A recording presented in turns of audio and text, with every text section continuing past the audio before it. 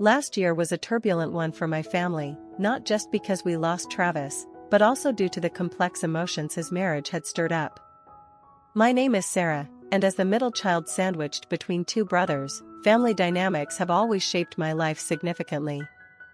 I remember the day Travis introduced Rose to our family. It was supposed to be a joyful occasion. The living room buzzed with the chatter of anticipation as we awaited the arrival of the woman who had captured Travis's heart. I had always longed for a sister, being the only girl among brothers. My excitement was palpable until the moment I met her. Rose walked into our living room with a poise that seemed rehearsed, her smile a bit too bright. She was older than Travis by 5 years and had a career in the apparel industry. They had met through mutual friends, a storybook beginning, but something about her demeanor put me on edge.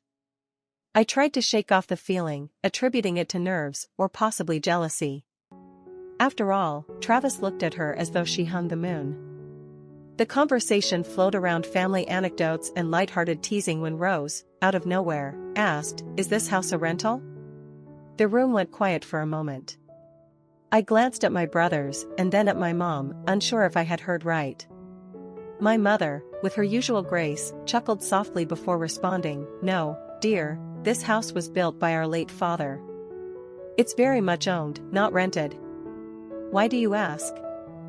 Rose's next words felt like a slap. "That's good. I knew your dad had passed, but you're a single mother, right? I was wondering if you were poor." The air thickened with tension. My initial discomfort with Rose now morphed into full-blown disdain. Single mothers often face undue judgment, and Rose's words highlighted this prejudice starkly. Our mother had raised us alone after Dad died young from an illness, leaving us in a financially stable position due to his thoughtful planning and her relentless hard work. As I stewed in anger and disbelief, I noticed my brothers exchanging looks. Something unspoken passed between them, and I later understood that it was a shared disapproval of Rose's tactlessness. Despite my boiling frustration, I remembered Travis's excitement about bringing Rose home. He was smitten, possibly blinded by love, and it was his first serious relationship. I decided to hold my tongue, not wanting to spoil what was supposed to be a special day for him. Months turned into years, and our family's initial impressions of Rose evolved into a complex web of emotions. Despite her abrasive introduction, Travis loved her deeply, and she became an integral part of his life. As for me, I maintained a polite distance, guarding my true feelings, always wary of the sentiments that first meeting had sparked. Yale seemed puzzled and a bit irritated. "Can you believe it? The other day, after I came out of the shower, I overheard her telling Mom that Travis is under a lot of stress at work, and she's worried about his health. She seems genuinely concerned, but then she started talking about their finances again. It's always about money with her, isn't it?" I sighed, feeling the old familiar twinge of annoyance mixed with concern. Rose's focus on financial security wasn't new, but her consistent emphasis on it was starting to wear on everyone, it seemed. My conversation with Yale took me back to the day Rose first stepped into our living room, her initial faux pas echoing through the years. Despite my efforts to maintain a courteous distance, it seemed our family couldn't escape the orbit of her financial preoccupations. "Yale," I started, trying to offer some brotherly advice while processing my own mixed feelings, "it's important for Travis that we try to understand Rose a bit more. Maybe her upbringing or past experiences have shaped her this way. She might not realize how she comes off to us." Yale nodded slowly. "Yeah, I get that. But sometimes, it's hard, you know?" She even asked Mom if she could help manage the family finances, suggesting ways to invest Dad's insurance money. "It's like she's trying to embed herself too deeply into everything that's ours." That statement made me pause. Rose's involvement in our family finances was a new and somewhat alarming development. The idea that she wanted to manage the money Dad had left behind felt intrusive, almost as if she was overstepping her boundaries. "I know it's tough," I said, my voice reflecting my concern. "But we should keep the lines of communication open, especially with Travis. It's crucial we don't let this create a rift between us." Yale agreed, though I could tell he was still troubled by Rose's behavior. Our conversation shifted to lighter topics, but the seed of worry had been planted. I couldn't shake the feeling that Rose's presence was slowly changing the family dynamics in ways none of us had anticipated. After ending the call with Yale, I sat back and pondered over everything. Despite my reservations about Rose, she was now part of the family, and Travis clearly loved her. Perhaps, in time, we could find a way to bridge the gap between her financial pragmatism and our family's more traditional values. For now, though, it seemed like a delicate balancing act, one that required patience and a lot of understanding from all sides. As I sat across from Travis in the dimly lit pub, the gravity of the situation seemed to deepen with his every word. It had been a while since we last caught up, and the brother I remembered, always robust and cheerful, now appeared diminished, a shadow of his former self. The worry lines etched across his face told stories of the stress he must have been under. His revelation about Rose's financial indiscretions was a bombshell that I hadn't anticipated. "Yeah, Sarah, it's gotten pretty bad," Travis continued, his voice a mix of resignation and disbelief. "She's taken out loans and my name amounts to thousands. I found out only when the collection notices started flooding in. Our savings? Drained. I can't even begin to describe how betrayed I feel." The air around us felt thick with his distress. I remembered overhearing Rose's conversation with Mom about moving in, her subtle hints about not wanting to live alone. It all began to form a sinister picture in my mind. Was she planning to secure her future by ingratiating herself with Mom, aiming for the house as her safety net? "Travis," I began, my concern for him morphing into a protective fury, "did you have any idea she would do something like this? About her plans with Mom?" He shook his head slowly, his eyes not meeting mine. "No, I had no clue. I knew she visited Mom often, but she never mentioned wanting to live with her. I thought she was just being caring, you know? But now, hearing this from you, and seeing all these financial messes she's created, it's like I don't even know who she is anymore." I could see the struggle within him, torn between the wife he thought he knew and the reality of her actions. "I'm seriously considering divorce," he confessed quietly. "I can't live like this, constantly worried about what she'll do next." The pub noise seemed to recede into the background as we talked, the seriousness of our conversation creating a bubble around us. I felt a surge of protectiveness over my family, and a deep sadness for Travis.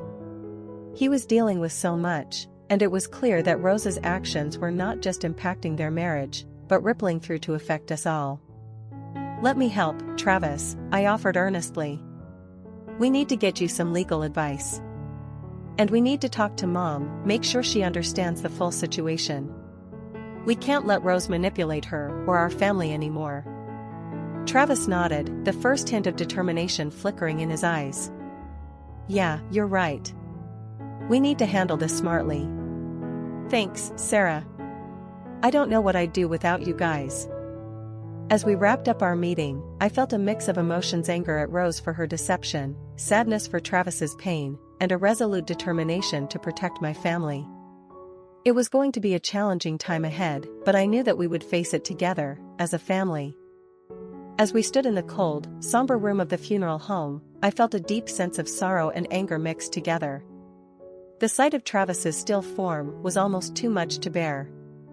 We had brought him back home, a place he loved, only for him to leave us too soon. The cruel irony of it all was not lost on me, especially with Rose's sudden appearance after months of absence. Rose had shown up just as we were finalizing the arrangements with the funeral director. Her presence was like a dark cloud hovering at the edge of our grief. When I saw her walking towards us, every fiber of my being tensed. The words escaped my lips before I could stop them, sharp and filled with raw emotion. "Get out." But she stood her ground, her voice steady, almost cold. "I'm still his wife, legally. I have every right to be here." Her words cut through the thick air, a painful reminder of the legal ties that bound her to Travis, even in death. There was nothing I could do but seethe silently as she approached Travis, laying a hand on the casket in a gesture that seemed, to my eyes, devoid of genuine grief. The legalities of their marriage allowed her this moment, regardless of how much it revolted me and the rest of the family. As we moved through the proceedings, my mind raced with all the unresolved issues. Travis had suffered immensely, both physically and emotionally. The diagnosis of cancer, so soon after the turmoil with Rose, had been a devastating blow. And through it all, Rose had been absent. Her presence now felt like an affront to the struggle Travis had endured. The funeral service was a blur of speeches, condolences, and quiet sobs. Relatives and friends came together, offering words of comfort, sharing memories of Travis that made us smile. Yet, the complexity of my emotions was overwhelming: anger at Rose for her actions, profound sadness for the loss of my brother, and a gnawing guilt for not having done more to protect him. After the service, as we gathered in a smaller, private room for the family to have a final moment with Travis, Rose stayed back. It seemed even she understood that her presence was too contentious, too painful for us who had been there through it all. Once the day was over and the last of the mourners had left, our family sat together, exhausted and drained. We spoke little, each lost in our thoughts, our hearts heavy with grief and the day's emotional toll. Later, alone in the quiet of my own home, the full weight of the events crashed down on me. Travis's passing, the unresolved issues with Rose, and the memories of happier times mingled together in my mind. I knew that moving forward, our family would need to find a way to heal, to mend the fractures that this ordeal had caused. But for now, grief was a heavy cloak around my shoulders, and I allowed myself to feel it fully, to honor the brother I loved and missed so dearly. The tension in the room spiked as Rose stood defiantly before us, her audacity seemingly boundless. Her words and actions, focused solely on financial gain even in such a somber moment, stripped away any remaining facade of decency she might have held. The sharpness of grief was temporarily overshadowed by a collective anger towards her. "I can't believe you," I said, my voice trembling not just with sorrow but with fury. "You didn't care about Travis when he was alive, you never visited, never showed any sign of love or concern. And now here you are, at his wake, asking about money? It's disgraceful." Rose's expression twisted into a smirk, as if she found our distress amusing, or perhaps it was just her way of masking her own discomfort. "Well, we're not divorced, so technically, everything that was his is mine too, right?" she challenged, her tone icy. Mom, who had been a pillar of strength throughout this ordeal, maintained her composure, but the sharpness in her voice was unmistakable. "Rose, there were no donations or financial assistance collected. Every penny we gathered was spent on the funeral expenses. In fact, we're still short. As his wife, will you be covering that shortfall?"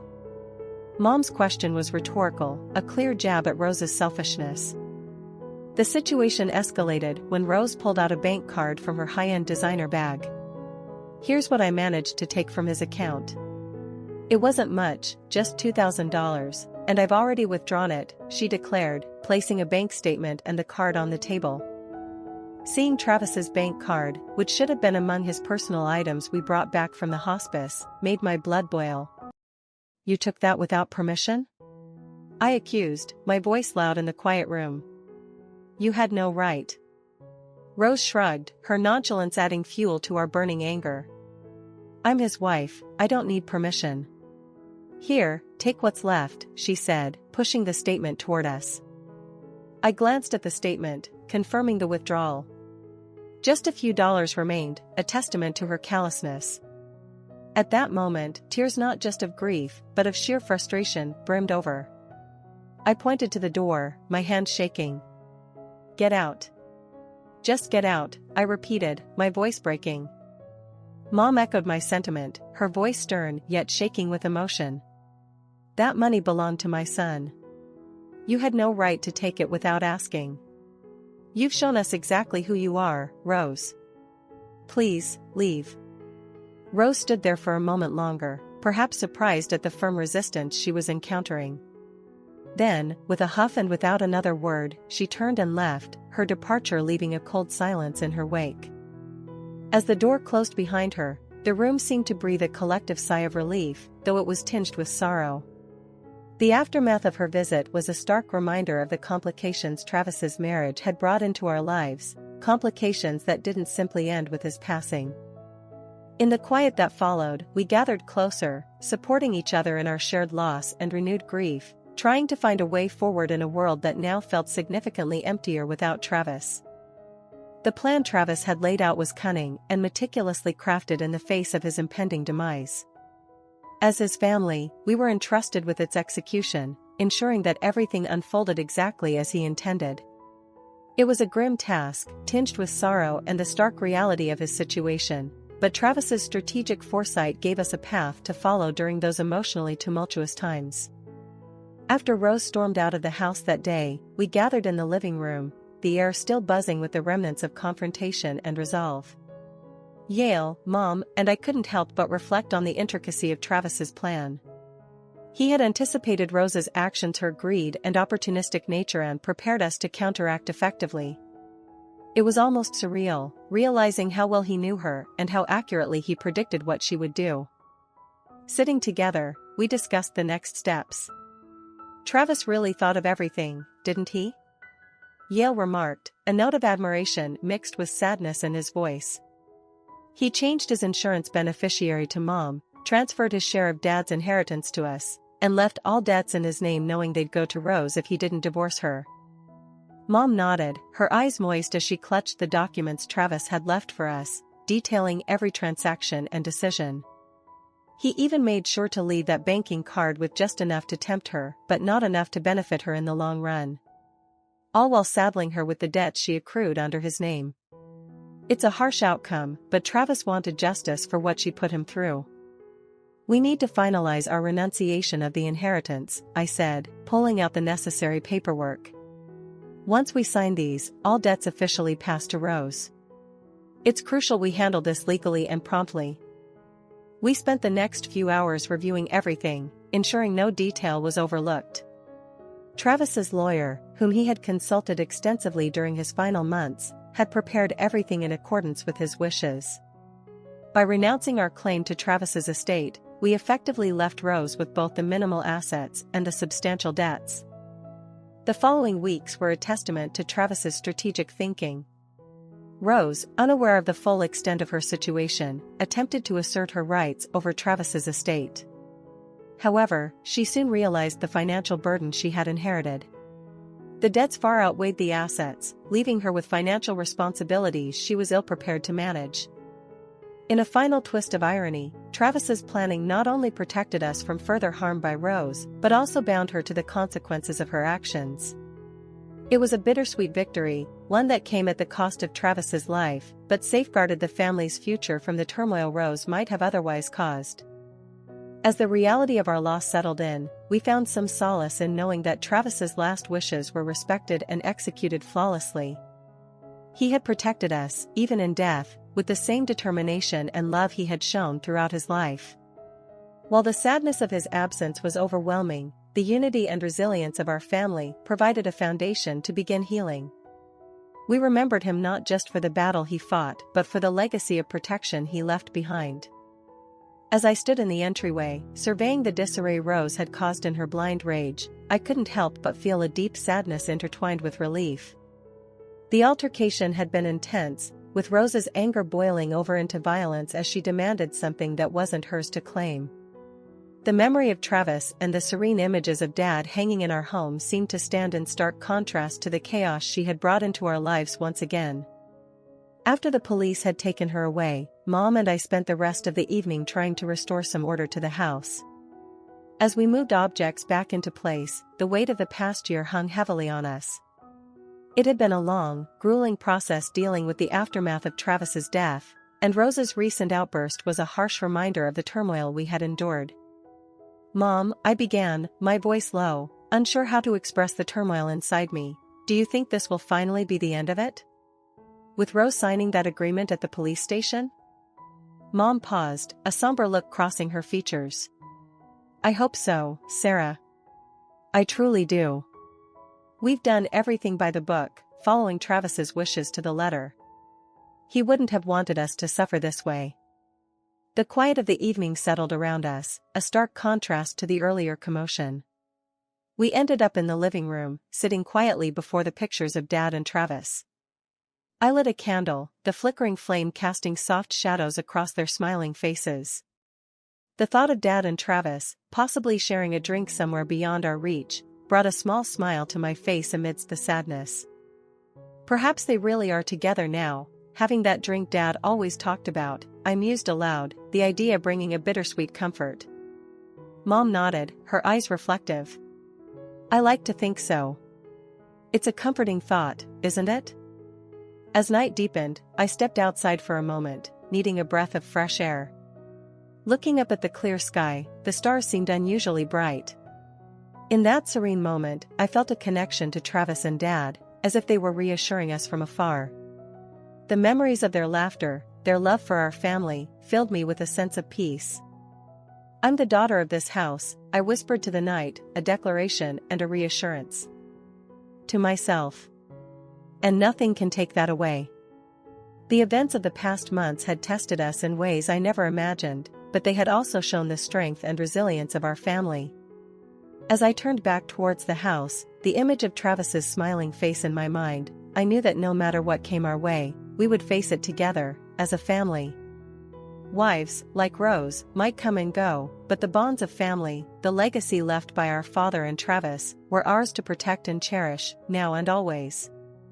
Mia stormed off into another room, leaving Arya and me in the kitchen with a tense silence hanging in the air. Arya sighed heavily, her disappointment in Mia's behavior evident. I'm so sorry you have to deal with this, Natalie, she murmured, reaching out to squeeze my hand. You don't deserve any of this. I managed a small smile, appreciating her support. I guess every family has its challenges, right? Although I tried to keep the conversation light, inside, I felt the strain of constantly being treated poorly by Mia. The situation with Mia had been a thorn in my side since I married Christopher. Her disdain seemed to stem from nothing more than a desire to assert dominance or perhaps from jealousy, considering her unstable situation with Stephen. Despite this, I had hoped that living together would eventually bring us closer, not drive a wedge between us. A few days later, Christopher and I were in our room, discussing the ongoing tensions. I just don't understand why Mia is acting out against you, Christopher confessed, his brow furrowed with concern. You've done nothing but try to make her feel welcome in our home. I know, but it feels like she resents me for being here, I admitted. Maybe she feels like I'm taking her place in the family? Christopher shook his head, clearly frustrated. That's ridiculous. You're my wife, and this is your home as much as it is mine. I'll talk to her again. This can't go on, it's not fair to you. True to his word, Christopher spoke to Mia the next time she stormed into the house. This confrontation happened in the living room, with the whole family present. Mia, you need to respect Natalie, he stated firmly. She's part of this family now, and the way you're treating her isn't acceptable. Mia rolled her eyes, her usual defiance on full display. Whatever, Chris. It's not like she's family. She just married into it.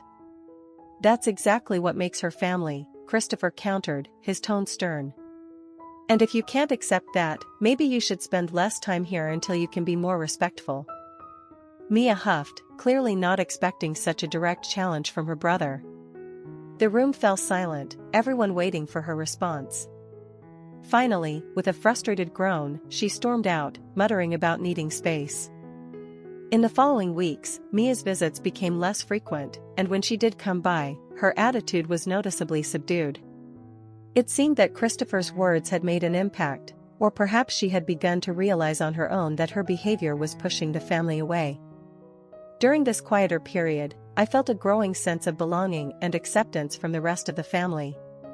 Arya and my father-in-law made extra efforts to make me feel appreciated, often thanking me for my contributions to the household and praising my patience. One evening, as Christopher and I relaxed in the garden, watching the sunset, I felt a deep sense of contentment. Things seem to be getting better, I said, leaning against him. Christopher wrapped an arm around me, pulling me closer. They are. And I'm glad. You've handled everything with such grace, Natalie. I'm really proud of you. As we sat there in the fading light, I realized that despite the challenges, this family was becoming my own. The road might be bumpy at times, but with patience and understanding, I felt we could overcome anything together. Stephen paused for a moment, looking around at each of us gathered in the living room. His expression was solemn, but also showed a glimmer of resolve. "I appreciate your kindness and understanding through all this," he began, his voice steady despite the visible tension in his posture. "But the situation with Mia has reached a point where I can't see any straightforward resolution without some drastic changes." I watched as my in-laws nodded, their expressions filled with concern and readiness to help in whatever way they could. Stephen glanced at me briefly, offering a small, appreciative smile, before continuing. "Mia has refused to leave the apartment, and she's not taking any responsibility for her actions or the breakup. I've tried to be patient, to handle things amicably, but it's clear now that more formal steps might be necessary to move forward," he explained, his discomfort at having to bring such matters to us palpable. Arya interjected gently, "We understand, Stephen. You've been more than patient, and it's more than anyone could ask for under these circumstances." Her voice was firm yet full of empathy. "If you need to take legal action or need any assistance with the apartment, please let us know how we can support you." Stephen nodded gratefully. "Thank you, Arya. That's actually what I came here to discuss. I think it might be time to consider legal avenues to ensure that the lease is upheld and Mia vacates the apartment. I hate to involve you all in this, but since Mia is part of your family, I felt it was right to inform you first before taking any action." My father-in-law, John, who had been listening intently, finally spoke up. "You're doing the right thing, Stephen. We'll support you in any way needed. Mia's behavior has been unacceptable, and while it pains us deeply, we cannot condone her actions or the stress she's causing you." Christopher, beside me, squeezed my hand slightly, a silent signal of his agreement and support for Stephen's decision. "We're with you, Stephen. Just tell us what you need." Stephen took a deep breath, visibly relieved by our responses. "Thank you, everyone. I'll consult with a lawyer and see what the best steps are to proceed. I'll keep you updated." As he left later that morning, the mood in the house was one of somber determination. We all felt the weight of the situation, a complex mix of disappointment in Mia and empathy for Stephen. It was clear that while none of us wanted to see the situation escalate, we recognized the necessity of supporting Stephen's decision to restore his peace and autonomy. After Stephen's departure, the house returned to a quiet state. Arya, looking a bit more relieved but still troubled, turned to me. "Thank you for being here, Natalie. Having you in the family, especially at times like these, means a lot to us." I nodded, feeling the familial bond tighten despite the circumstances. "We're all in this together," I replied, knowing that whatever the future held, we would face it as a united family. The door slammed with a force that echoed through the house as Mia left. The air felt thick, charged with the aftermath of confrontation. My in-laws, Arya and John, seemed to deflate slightly, the tension draining from their shoulders, yet their faces were drawn with weariness. I stepped forward, placing a comforting hand on Arya's shoulder. "Are you sure you're okay?" I asked, eyeing the shattered glass on the floor and the items strewn about, a vivid testament to the intensity of the outburst. "Yes, dear," Arya managed a weary smile, though it didn't quite reach her eyes. "Thank you for being here. It means a lot to us, especially today."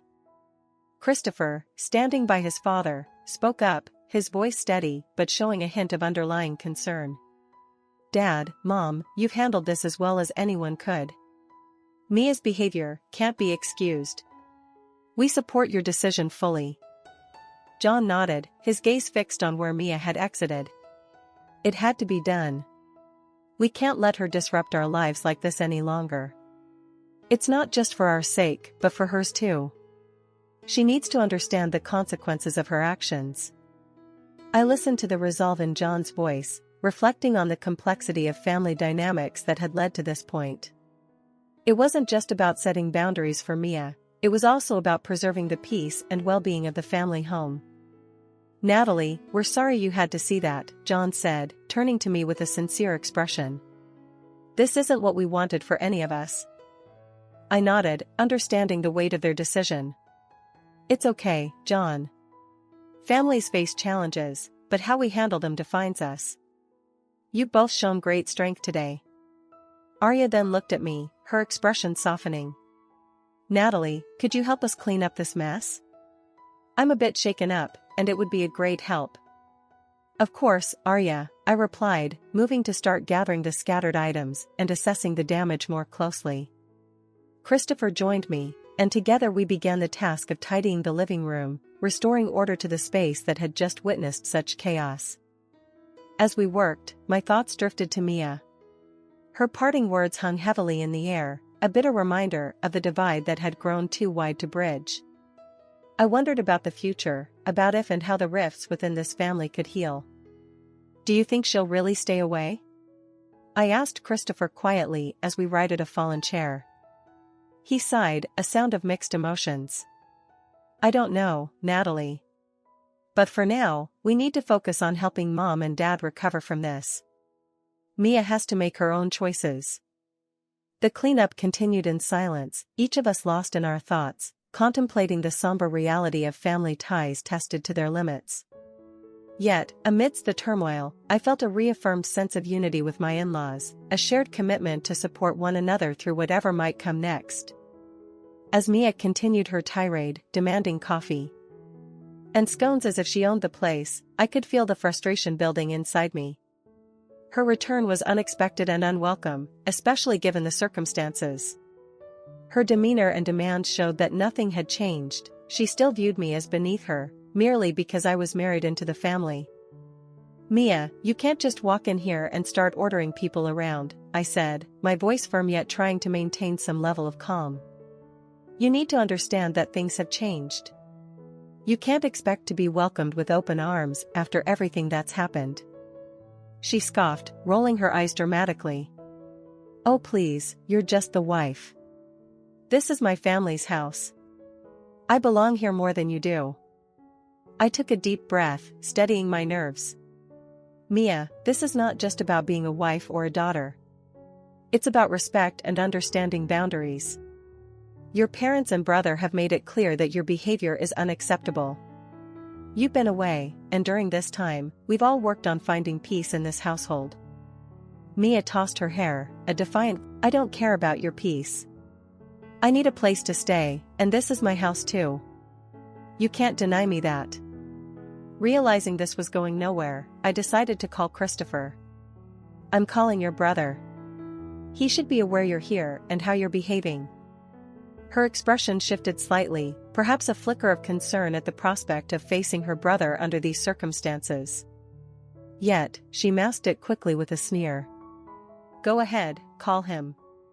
He'll tell you the same thing, that I have every right to be here. While waiting for Christopher to pick up, I glanced around, noting the luggage and laundry she'd dumped in the hallway. It was clear Mia intended to stay, regardless of how unwelcome she was.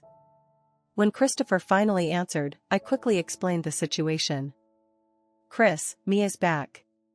She just barged in and is acting like she owns the place. She's being incredibly disrespectful and demanding. There was a pause on the line, then a heavy sigh.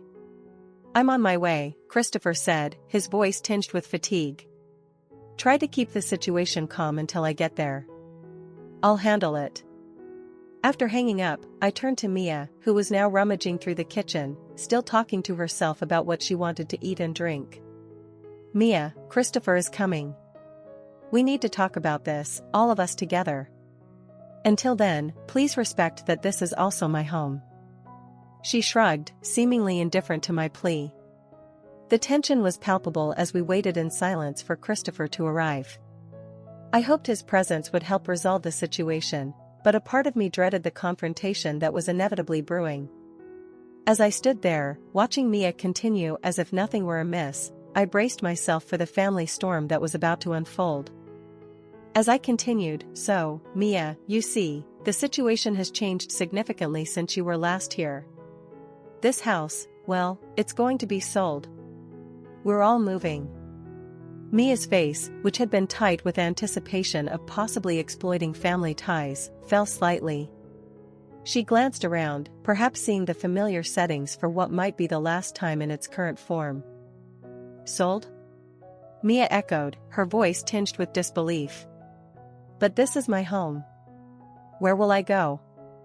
Arya stepped forward, her voice gentle yet firm. Mia, we've been planning this for a while now. It's a fresh start for all of us.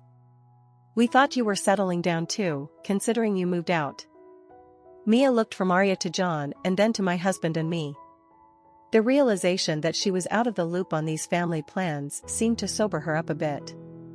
I didn't know. Nobody told me. John's voice softened slightly, but his stance remained resolute. Mia, we've tried reaching out. You've been distant, focusing on your own life. We didn't want to burden you with our plans until things were certain. The conversation paused as everyone seemed to digest the situation. Christopher then added, Mia, this is a chance for you too. A new beginning. Maybe you can find a place close to where we'll be, start over with us, on better terms. Mia, usually so full of retorts and demands, seemed lost for words. She looked around, her gaze settling on the bags she had dragged in, now seemingly symbols of her transient, unsettled life. Arya moved closer to her daughter, her expression one of mixed emotions. Mia, you're always welcome to visit, and if you want, to join us in the new town. But you need to understand, things can't go back to how they were. We all need to adapt, to grow. Mia bit her lip, then nodded slowly, the fight going out of her as the reality of the family's unity and plans hit her. I need some time to think about all this. That's fair, Arya said, reaching out to touch Mia's arm. Take your time, Mia. We're not shutting you out. We just need you to be part of this family in a way that's healthy for everyone. As Mia collected her bags, preparing to leave, she paused at the door, turning back to look at us all gathered. I'll try, she said simply, and then she was gone, the door closing softly behind her. The room was silent for a moment, everyone processing the departure and what it meant. Then, almost collectively, there was a sense of relief, a breath released after long being held. We did the right thing, John murmured, mostly to himself. Yes, we did, Arya agreed, a sad smile on her face as she looked at my husband and me. Thank you, both of you, for standing with us. As the evening wound down, the family felt a unity that had been missing for a long time. The move was not just a change of location, it was a step towards healing, towards something new and hopeful. We all knew challenges lay ahead, but for the first time in a long while, it felt like we could face them together.